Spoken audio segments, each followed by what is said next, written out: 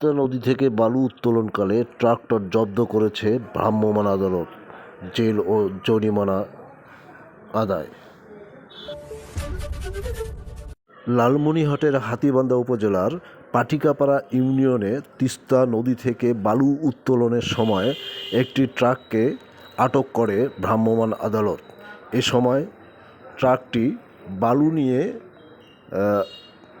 মহাসড়ক ধরে যাওয়ার পথে ভ্রাম্যমাণ আদালতের গাড়ি দেখে দ্রুত একটি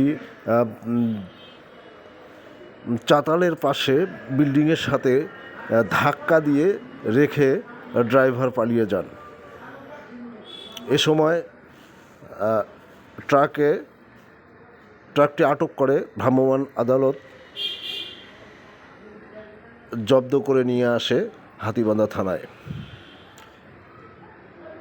আমরা বিষয়টি সম্পর্কে এলাকাবাসীর অনেকের সাথেই কথা বলে জানতে পেরেছি, একটি মহল দীর্ঘদিন থেকে তিস্তা নদী থেকে বালু উত্তোলন করে বিক্রি করে আসছে। এই বালু চক্রটি প্রতিনিয়ত দিন এবং রাতে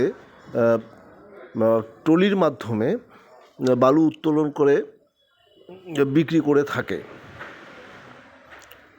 আমরা আরও আপনাদেরকে জানাবো যে তিস্তা নদী থেকে বালু উত্তোলনের একটি চক্র দীর্ঘদিন থেকে সক্রিয় অবস্থায় রয়েছে এবং তারা এই বালুগুলো বিভিন্নভাবে উত্তোলন করে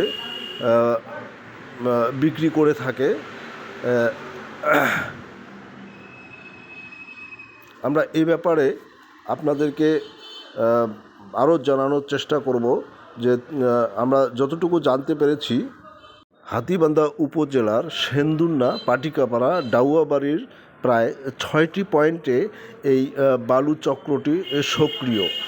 তারা দিন এবং রাতে ট্রলিতে তিস্তা নদী থেকে বালু চুরি করে নিয়ে বিক্রি করে আসছে দীর্ঘদিন থেকে। প্রশাসনের নজর এড়িয়ে তারা দিনের পর দিন এই ধরনের কর্মকাণ্ডের সাথে যুক্ত রয়েছে বলে জানতে পেরেছি। তবে এ ব্যাপারে এলাকাবাসীর দাবি যে আমরা বাড়িঘর উঁচুকরণের জন্য যদি তিস্তা নদী থেকে 2-1 ট্রলি বালু না নেই, তাহলে আমরা বসত বাড়ি উঁচু করব কিভাবে। আপনাদেরকে আরও জানিয়ে রাখি, যদিও লালমনিরহাট জেলায় কোনো বালু মহল নেই, তারপরেও লালমনিরহাটের পাটগ্রাম, হাতীবান্ধা এবং কালীগঞ্জে একটি বালু খেকোর দল দীর্ঘদিন থেকে এই বালু ব্যবসার সাথে সম্পৃক্ত রয়েছে এবং তারা দিনের পর দিন তিস্তা নদীর বালু ট্রলিতে করে নিয়ে বিভিন্ন জায়গায় বিক্রি করে আসছে। এ ব্যাপারে 2-1টি অভিযানে ট্রলির মালিককে জেল জরিমানা করলেও কোনোভাবেই এই বালু চুরির চক্রটিকে থামানো যাচ্ছে না বা থামাতে পারছে না স্থানীয় প্রশাসন। এ ব্যাপারে আমরা আজ ভ্রাম্যমাণ আদালতের নির্বাহী ম্যাজিস্ট্রেট জনাব রন্টি পোদ্দারের সঙ্গে কথা বলে যতটুকু জানতে পেরেছি যে এই অভিযান চলমান থাকবে। আজকের ঘটনায় তিনি আমাদেরকে জানিয়েছেন,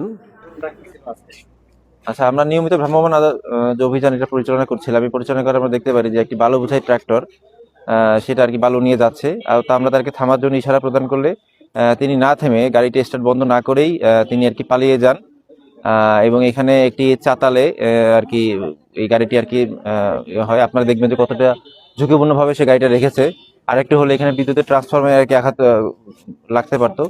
তো আমরা এটা নিয়মিত মামলা দায়েরের ব্যবস্থা করছি এবং এই যে ট্রাক্টরটি এটা আর কি আমরা জব্দ করে থানায় প্রেরণের ব্যবস্থা করছি। ধন্যবাদ।